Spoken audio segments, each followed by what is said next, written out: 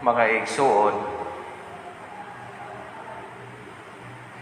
nasayod kita kunod sa kaimportante o mahinungdanon ang papel sa Jerusalem sa ato ang kinabuhi sa atong Ginoong Kristo sa kasaysayan sa simbahan. Dili lang na kapital of Israel, dili lamang na usa ka lugar nga naa diri sa kalibutan, kung dili ang Jerusalem usab nagpadayag sa bagong langit. Ang Jerusalem nagpadayag sa ato ang adtuan, ang ato ang tumong, ang ato ang bisyon sa kinabuhi. Sa panahon sa atong Ginoong Kristo, ang Jerusalem usa ka lugar diin ang mga tao nahimong ulipon.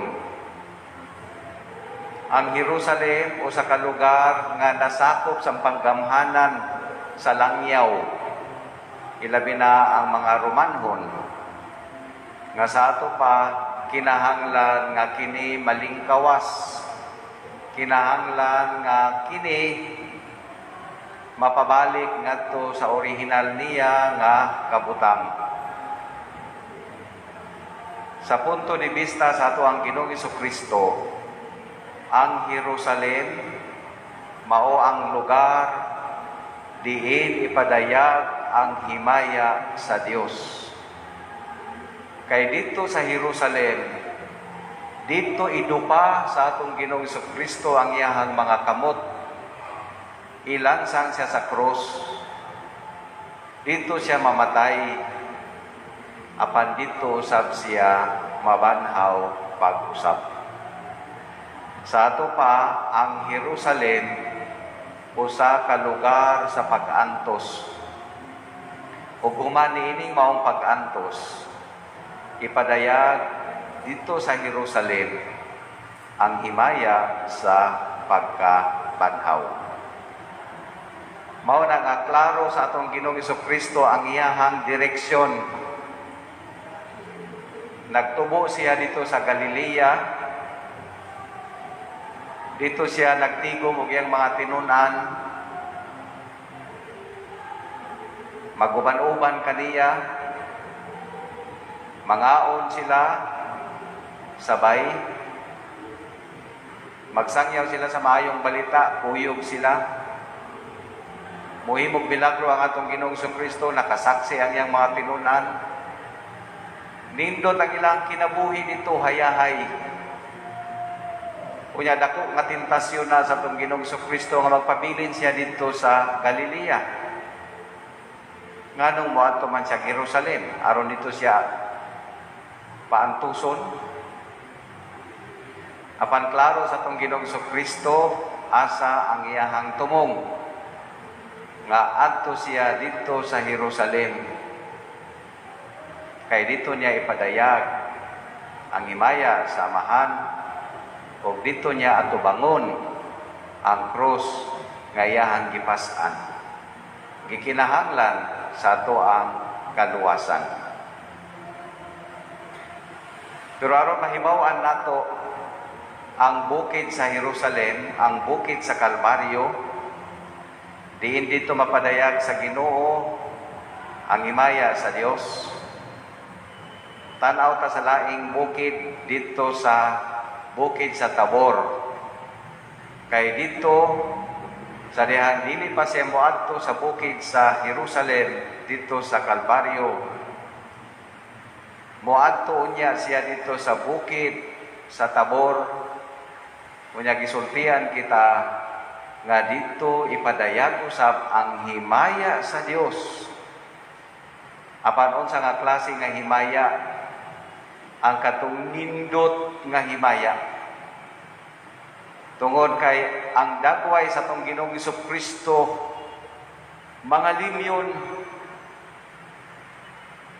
maambungan, mugilak siya.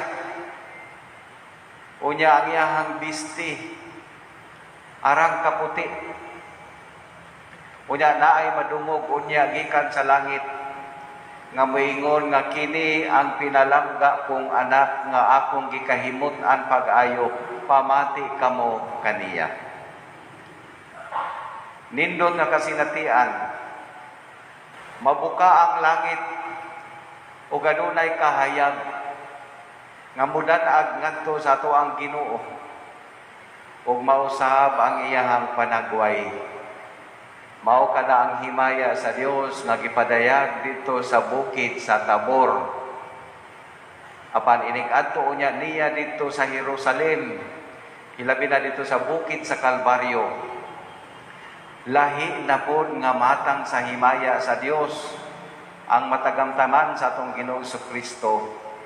Kay dito sa bukid sa Kalbaryo, dili na siya mo gwapo. Dili na siya mga limyon. Maot na siya dagway. Kay magkasamad-samad, magkadugo siya. Unya inay nga kahayag nga moabli ang langit aron pagdan-ag kaniya, dili kahayag kangit-ngit. Og naa ba tong tingog nga badungog? Wala. Nakamute ang amahan. Asa naman tong tinguga nga nadungog sa tong Ginoong Kristo dito sa bukid sa Tabor? Katong miingon nga kini ang pinalangga kong anak. Wala na ng tinguga, di na niya madungog dito sa bukid sa Kalbaryo, dito sa Jerusalem. Mawabitaw nga ang gibati sa to ang Ginoong Kristo daw gibiyaan siya, amahan, nganong gibiyaan mo ako pagtuwaw sa kasakitan. Kadto unya inay nga musuot siya og bisti nga mingilak sa kaputi. Hubuan na siya, wa na siya bisti, ug magkadugo ang tibuok niyang lawas. Kadto to ang laing himaya sa Dios dito sa Kalbaryo, dito sa Jerusalem. Apan gikinahanglan nga agian kana sa atong Ginoong Kristo aron maabot niya ang pagkabanhaw. Kita sa atong kinabuhi, moatubang ta sa ato ang Jerusalem. Usahay na'y panahon nga gusto na lang tamupuyo niya ng kabutang nga atong nahimutangan. Kanang comfortable zone na to. Kanang way problema, walay kasakitan, hayahay nga kabutang. Dili na ta gusto ni atong magsugod na puntag uno.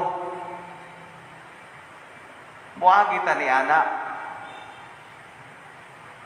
Paatubangon ta sa ato ang Jerusalem. Kay aron dito ipadayag pud nato ang himaya sa Dios sa atong kinabuhi. Apan kinahanglan kahibalo kita kung kanus ana. Unya nasayod kita nga dili na ipadugay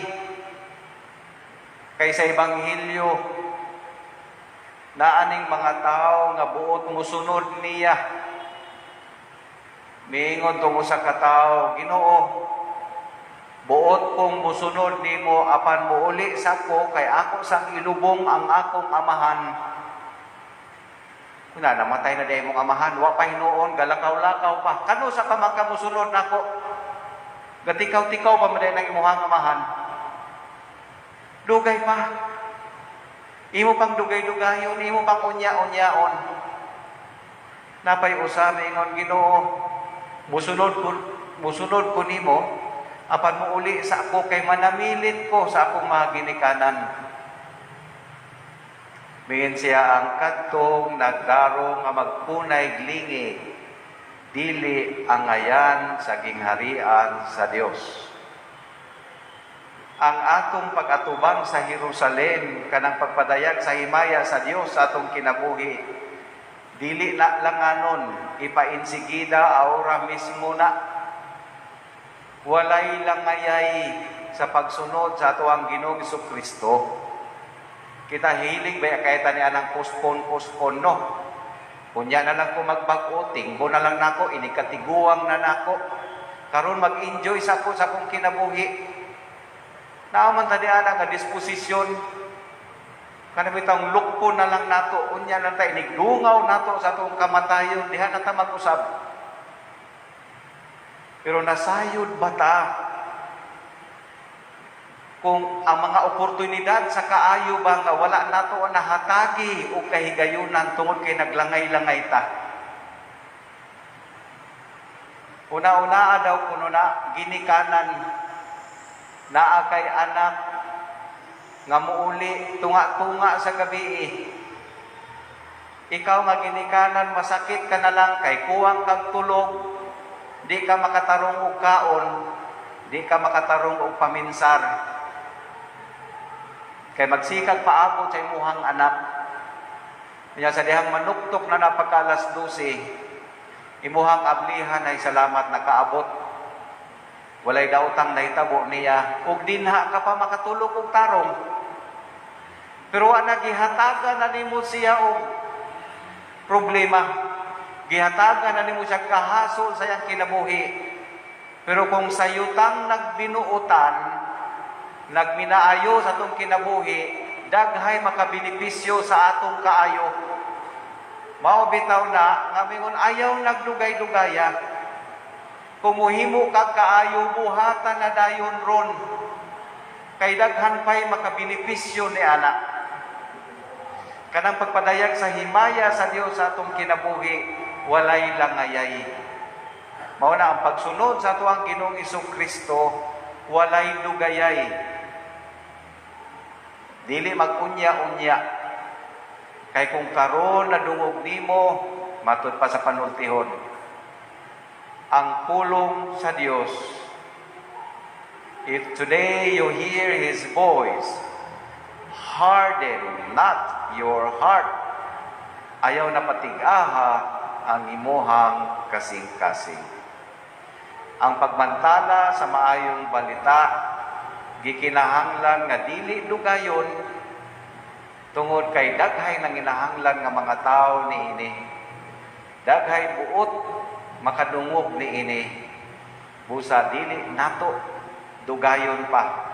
Ang posible nga mga kaayo nga mga butang nga ato nang mahimo, ang mga kahigayunan nga diin mapadayag nato ang himaya sa Dios diha sa atong kinabuhi, buhato na nato karon. Kay basin ugma dili na moabot ka nato. Minsan lamang ako daraan sa daigdig na ito. Kaya anuman ang mabuting gawin, gawin ko na ngayon. Kay ugma dili na kumuagi pa niining dalana.